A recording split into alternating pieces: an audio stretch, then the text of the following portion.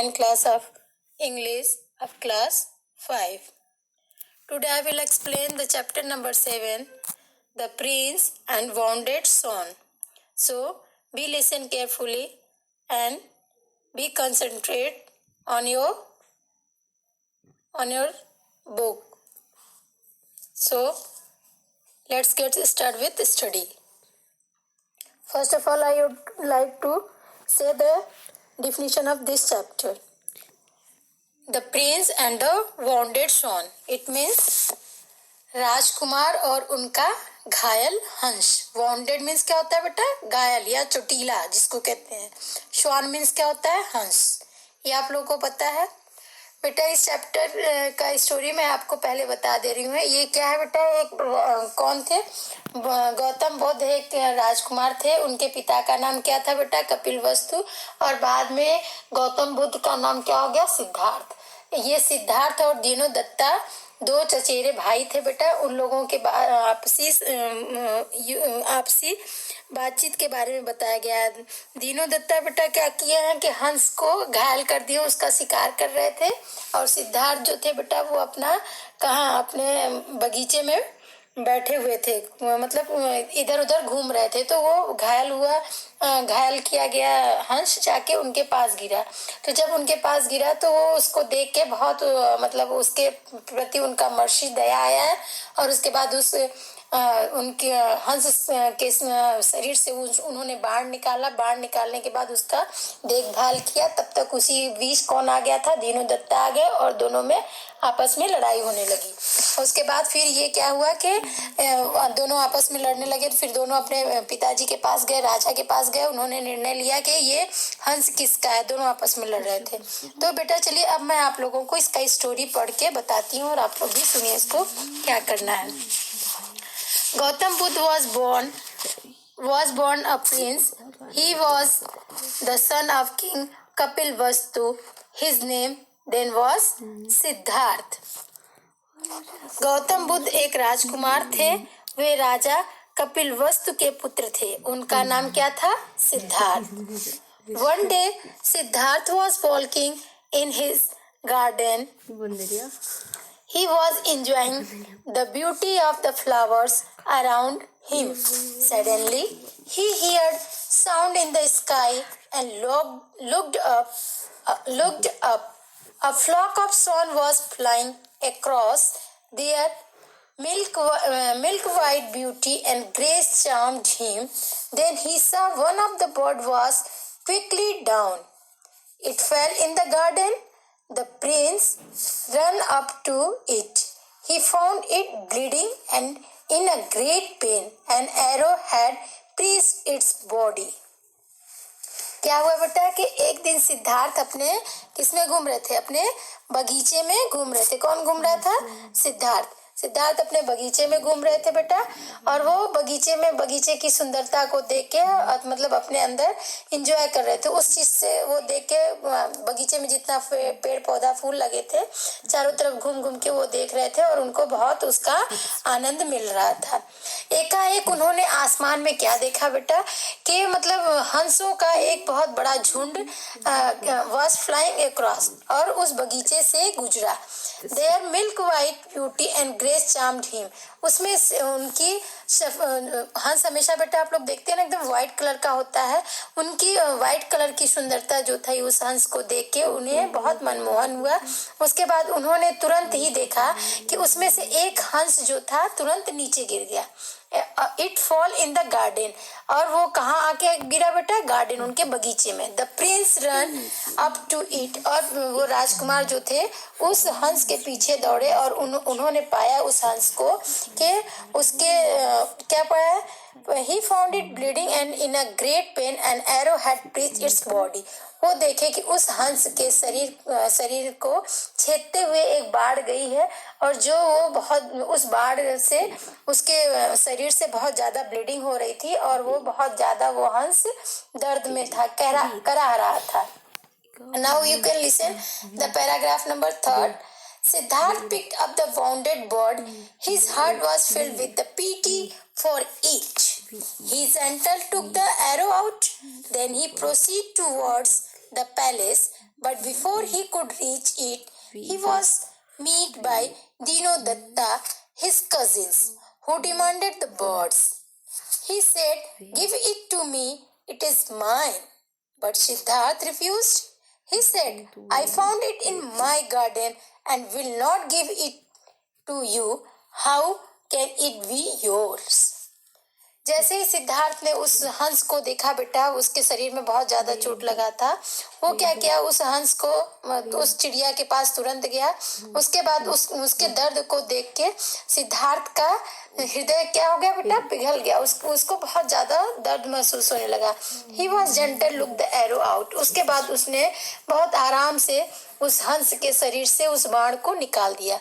Then he proceed to, उसके बाद वो उसको लेके महल की तरफ चला। लेकिन जैसे ही वो महल में जा रहा था, उसको कौन मिला, उसको दीनोदत्ता मिला, हिज कजन, उसका चचेरा भाई मिला। और वो डिमांड करने लगा, वो बोलने लगा, मांगने लगा कि ये मेरी चिड़िया है, तुम मुझे दे दो, ये मेरी है। लेकिन सिद्धार्थ उसको उस हंस को देने से मना कर दिया और उसने कहा कि I found in my garden, मैंने इसको अपने बगीचे में पाया है, and will not give it you, और मैं इसे तुम्हें नहीं दूंगा। How can it be yours, कैसे कह सकते हो कि ये तुम्हारा है? Then you see next paragraph, it is mine, दीनोदत्ता replied, because I have brought it down with my arrow, that's is the rule of hunting. जब वो सिद्धार्थ कहते हैं दीनोदत्ता से कि नहीं ये कैसे तुम्हारा है, तो दीनोदत्ता फिर से रिप्लाई कहता है, नहीं ये मेरी है, क्योंकि इसे मैंने ही अपने बाण से, इससे मैंने ही हंट किया, मैंने अपने बाणों से इसका शिकार किया है। तो जब मैं इसको अपने बाण मारा, तभी ये आके कहाँ गिर गई है, तुम्हारे बगीचे में गिरी, मतलब हमारे बगीचे में गिरी। Now you can see next page. Siddharth said, "The bird is neither your nor mine. It belongs to the sky. It will go back there when it can fly again." Siddharth कहता है कि ये चिड़िया ना तो तुम्हारी है और ना ही मेरी है, ये किसकी है, ये आसमान से आई है। It will go back there when it can fly again, और मैं इसे फिर से वहीं भेजना चाहता हूँ जहाँ से ये उड़ के आई है। Now you can see this paragraph.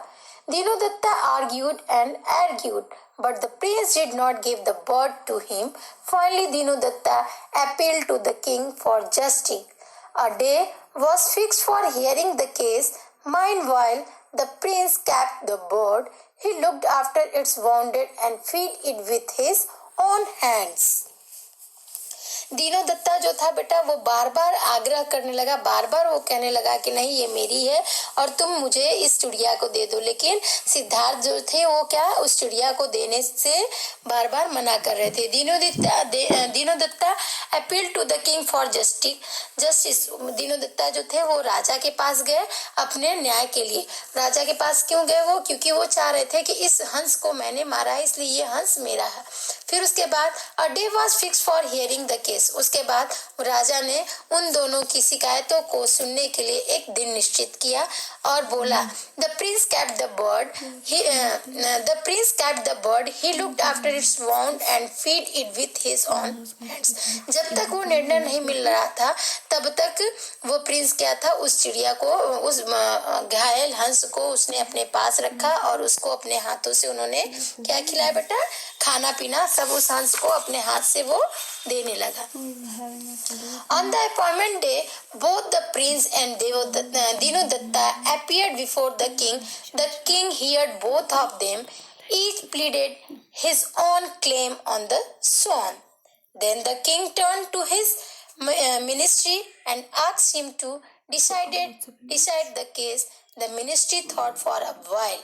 Then he asked for a swan. Siddharth handed it over to him. दोनों ने जब दोनों दीनोदत्ता और उसके में सिद्धार्थ में वो हो रहा था, तो दोनों राजा के पास गए थे। राजा ने उनके कष्टों को सुनने के लिए एक दिन निश्चित किया, और जिस दिन वो निश्चित किया तो दोनों राजा के सामने जाके खड़ी हो गए और दोनों अपना अपना वृतांत कहने लगे। वो बोला कि मेरा है और दीनोदत्ता बोले कि मेरा है। The king turn to his ministry, उसके बाद राजा ने अपने मंत्रियों से कहा and asked him to decide the case, और उसने कहा कि इस केस का निर्णय लो कि क्या है। The ministry thought for a while, उनके मंत्री कुछ देर तक सोचते रहे। Then he asked for the swan, Siddhartha handed it over to him, उसके बाद उन्होंने कहा कि ये स्वान सिद्धार्थ के हाथ में है, उसको दो। Then the ministry asked the prince Dinodatta to move away and stand apart from each other. He said, I will leave the swan between you, then the bird itself will decide it. He to whom its go will have it.